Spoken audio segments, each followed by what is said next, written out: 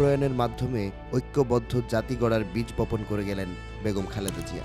BNP চেয়ারপারসনের মৃত্যুর সংবাদে ধর্ম বর্ণ নির্বিশেষে ২০২৫ সালের শেষ দিন এক হয় গোটা জাতি।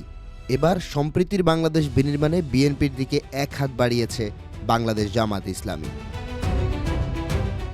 নির্বাচন পরবর্তী রাষ্ট্র গঠন ও জাতীয় ঐক্যের লক্ষ্যে এক নতুন রাজনৈতিক সমীকরণের ইঙ্গিত দিলেন ডক্টর শফিকুর রহমান।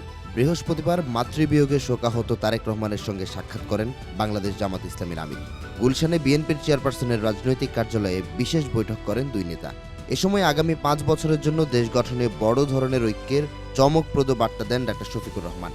জামাতের আমির জানান, দেশে একটি সুন্দর গণতান্ত্রিক পরিবেশ ফিরিয়ে আনতে বিএনপির ভারপ্রাপ্ত চেয়ারম্যানের সঙ্গে বৈঠক হয়েছে, যেখানে প্রাধান্য পেয়েছে জাতীয় নির্বাচনের পরে ও সরকার গঠনের আগে দলগুলোর ঐক্যবদ্ধভাবে কাজ করার প্রসঙ্গ। নির্বাচনের পর কিন্তু শপথ গ্রহণের আগে দুই দলের শীর্ষ এই নেতা আবারও বৈঠকে বসবেন বলে জানান তিনি। ডক্টর শফিকুর রহমানের কথায় উঠে আসে ২০০১ থেকে ২০০৬ সালের ৪ দলীয় জোট সরকারের প্রসঙ্গ। জানান, অতীতের মতো ভবিষ্যতেও দুই দলের একসঙ্গে কাজ করার বিষয়ে আলোচনা হয়েছে। জয় পরাজয় ছাপিয়ে আগামী ৫ বছর দেশের জন্য কাজ করার বিষয়ে সম্মত হয়েছেন বিএনপি ও বাংলাদেশ জামাত ইসলামের শীর্ষ দুই নেতা। আলোচনাকে ফলপ্রসূ বলে অভিহিত করেন তিনি।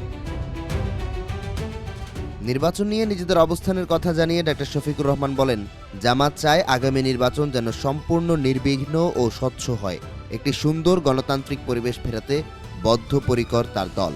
বৈঠকের শুরুতে ডক্টর শফিকুর রহমানের নেতৃত্বে জামাতের প্রতিনিধি দল বেগম খালেদা জিয়ার রুহের মাগফিরাত কামনা করেন। পাশাপাশি সদ্যপ্রয়াত সাবেক প্রধানমন্ত্রী বেগম খালেদা জিয়ার শোক বইয়ে স্বাক্ষর করেন তারা।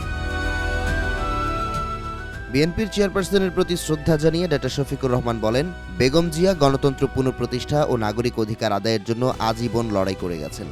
ইতিহাসের বিরল সম্মান নিয়ে বিদায় নিয়েছেন তিনি, যা তারই প্রাপ্য ছিল। জামাতের আমিরের আশা, বর্তমান রাজনীতিবিদরা জাতির জন্য এমন অবদান রাখতে পারলে সম্মানের সাথে পৃথিবী থেকে বিদায় নেওয়া সম্ভব। এ সময় খালেদা জিয়ার চিকিৎসায় অবহেলার অভিযোগ তুলে ধরেন তিনি। তার দাবি, বেগম জিয়ার বিদেশে চিকিৎসার জন্য বারবার আবেদন করা হয়েছিল, কিন্তু যখন অনুমতি দেয়া হয় ততদিনে তার অপূরণীয় ক্ষতি হয়ে গেছে।